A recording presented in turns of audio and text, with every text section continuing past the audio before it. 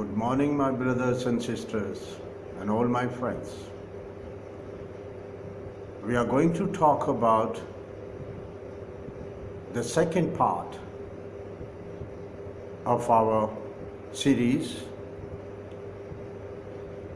Why India is the Natural Leader of 21st Century. Why India qualifies for that, for the leadership of 21st century. I want to recall and remind you about the great phenomena of Y2K, year 2000.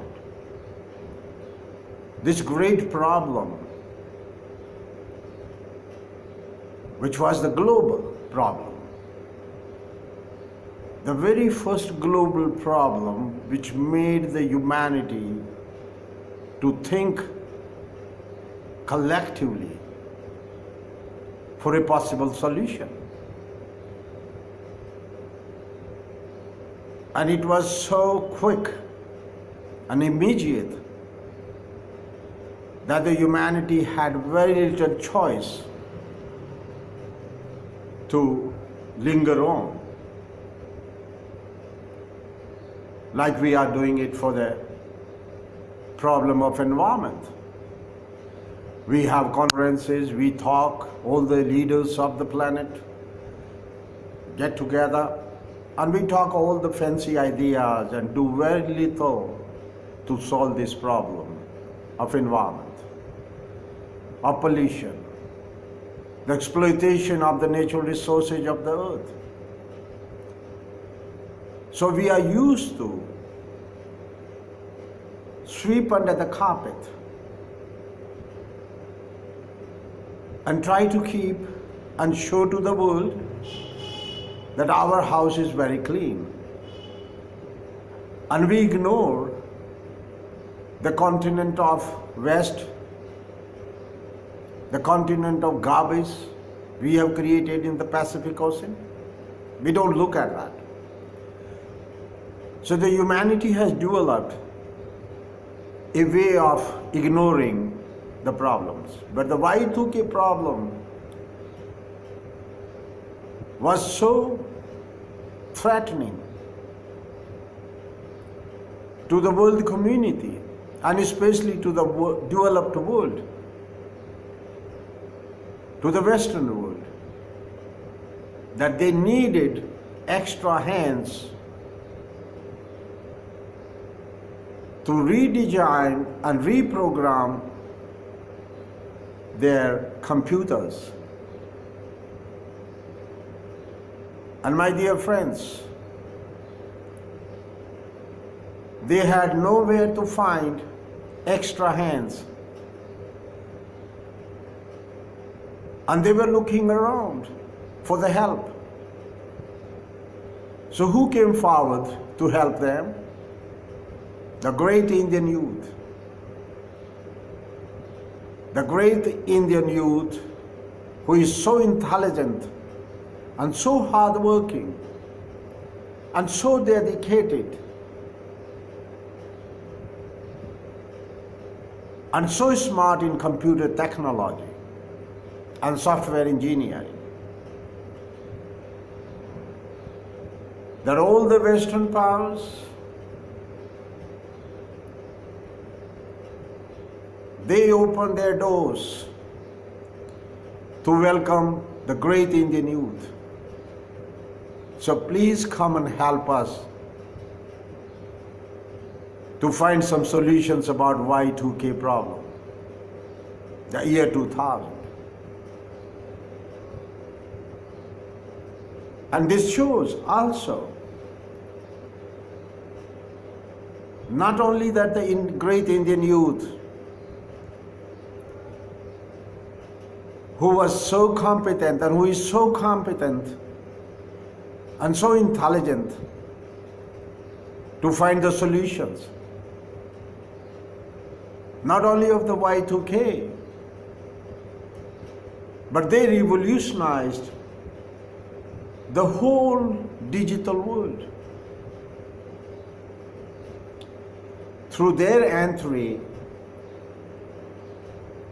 they pushed the collective innovation, the global innovation in the computer technology. Through their inputs, their intelligent inputs. And they created an ecosystem of very intelligent innovations in computer technology. And if we do a survey of the Silicon Valley in the United States, you will find the great Indian minds helping the humanity in this digital revolution, in the computer technology. Now when we look at this scenario, before 2000, year 2000, the entry of the great Indian youth was banned, not allowed. So what happened then? This is what I'm trying to say, that the whole universe, whether you call this benevolent universe, whether you call that God in action, because for me, the material universe is the God in action. We could see the God walking around. We could see the God doing things. The great intelligence, the great benevolence. So the universe created that event of year 2000 to initiate the great Indian youth to take up the leadership of 21st century. There can be many other interpretations, but this is what I saw it. I saw the providence. I saw the God's hand in the whole problem of Y2K. That in one jump, in a great quantum jump, the Indian youth took up the high seat of leadership of 21st century. And let me remind you, my friends, we are blessed. The great Indian nation is blessed with 65% of the population of these 1,250 million people. We have 65% youth, young people. So about 800 plus million people. We have those brains, those intelligent brains available to us. And today, 1 person in 7 human beings on planet Earth is Indian. And we are going to create the critical mass to take humanity towards universal peace, progress, and prosperity. This is the job of Indian youth, the great Indian youth, and great Indian nation, who is going to help humanity to transcend the culture of violence and the civilization of violence, and to save humanity from the self-destruction. Because more we spread around among the population of humankind, more we are going to seed the brains of other people through our lifestyle, through our vegetarian lifestyle, we are basically non-violent. And even for our food, we describe, we define our commitment to the culture of non-violence. Through the vegetarian diet, we show to the world that it is possible to be vegetarian and again be so intelligent. You don't need to eat non-vegetarian diet to be intelligent. This is kind of illusion with the Western world and with other humanity, that they think they have to feed their kids with a non-vegetarian diet to make them intelligent or make them strong. There are plenty of examples of vegetarian sportsmen from northern India, from rural India, from vegetarian India, who are very strong and win the medals in Olympics in wrestling bouts. So it's the culture of non-violence we practice even in the food. And not only in the food, we practice in our behavior. The great nation of India, the ancient India, established the tradition of Atithi Devo Bhava. The guest is the God.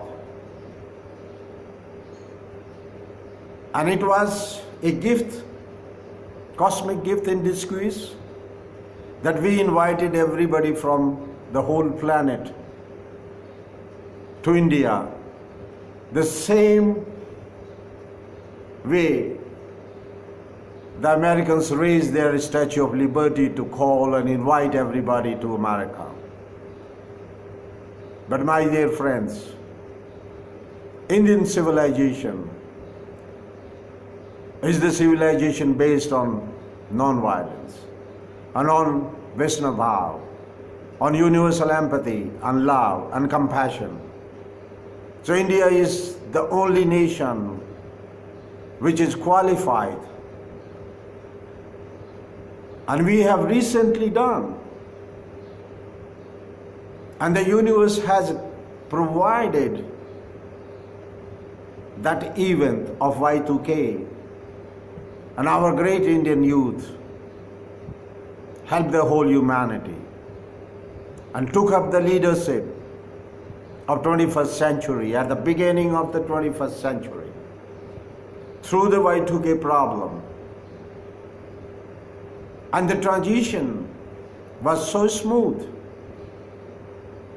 that in few years we didn't even feel that Y2K problem was so big.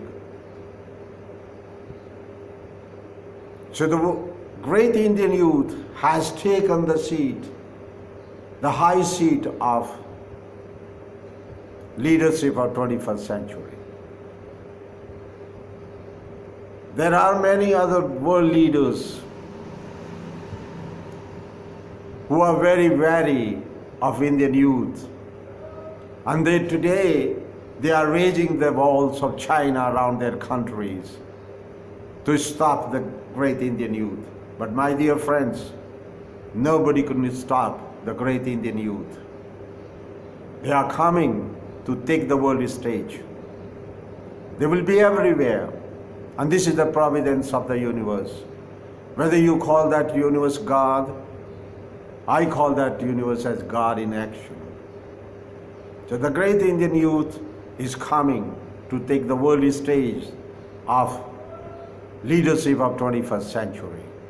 Through their intelligence, through their endurance, through their lifestyle of non-violent culture, the universal empathy, the great attitude of Vasudev Kutumbakam, the family of God, The great Indian youth has all those great characters embedded in their personality through the great Indian culture. And that is what it makes them so intelligent. And you will see in the coming years the great Indian youth everywhere and providing the leadership and seeding the brains of all the humanity all over the planet with their lifestyle, with their vegetarian food, with their culture of non-violence, with their intelligence to lead the humanity towards the better future. Thank you very much, my dear friends. Have a very, very beautiful morning, and thanks for your patience. Thank you very much.